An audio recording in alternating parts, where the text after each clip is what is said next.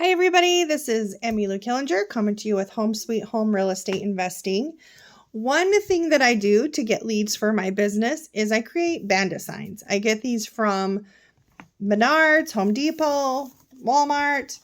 Let's see if you can see it. It says real estate, side gig, then my phone number.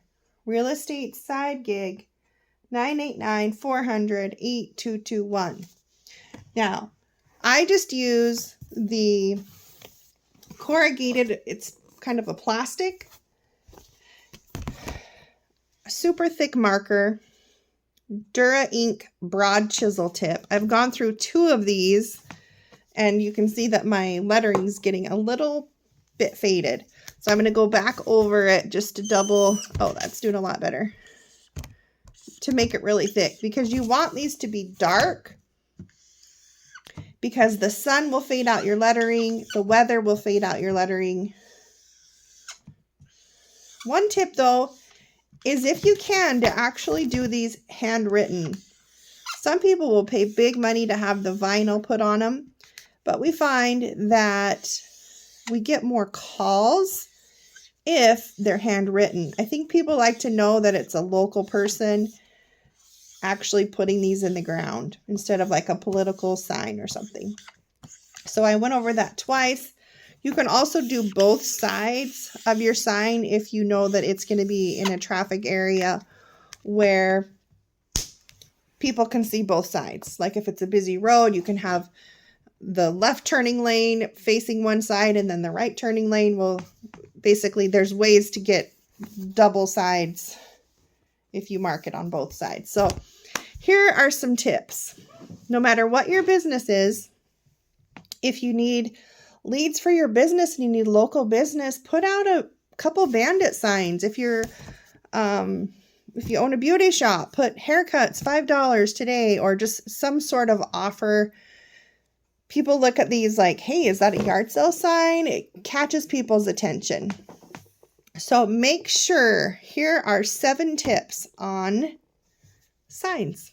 Number 1, make sure you check with local ordinances. Okay, you do not want to get a fine. That is not what we're going for. You want to be respectful. Some counties or cities may have specific rules and regulations where you can place signs. I find that it's much better to do out of the city. So like farm country roads. And also how big can they be? And how long can they stay up? A lot of people will do them on a Friday night and pick them up on a Monday. That way the city regulators are not getting after you because you can be fined to put signs out. So you got to be careful with that.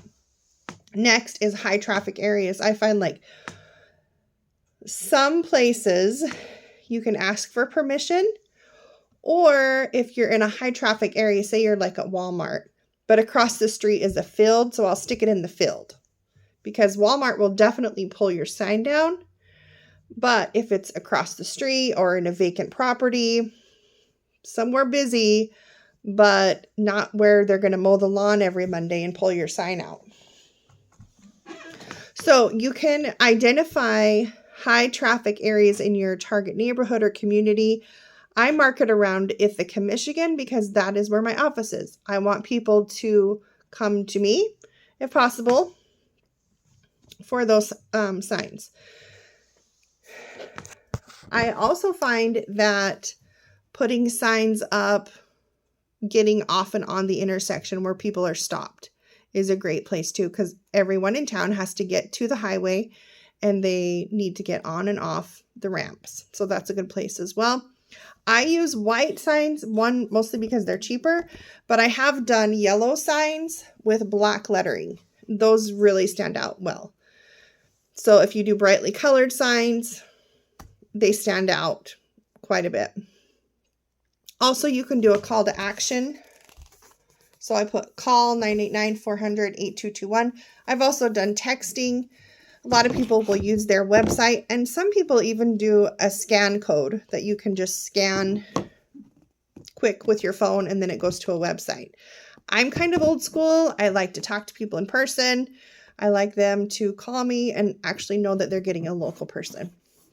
So you also want to monitor and maintain your signs. Don't just leave your sign out if it's ripped or tore down in the street. You want to be a good neighbor. If you see your sign that's looking bad, pull it out. Nobody wants to see an ugly sign that's been trashed, especially after windstorms in Michigan. Next thing is be respectful of other businesses. If somebody else has a sign out, don't put your sign in front of theirs. Don't take their sign out to put your sign down if it's a good spot. Just go to another corner. There's plenty of corners. Just use your brain, use your logic. Is this a good spot for a sign? If you see that the lawn is mowed right there, it's probably going to get mowed next week and they're going to pull your sign.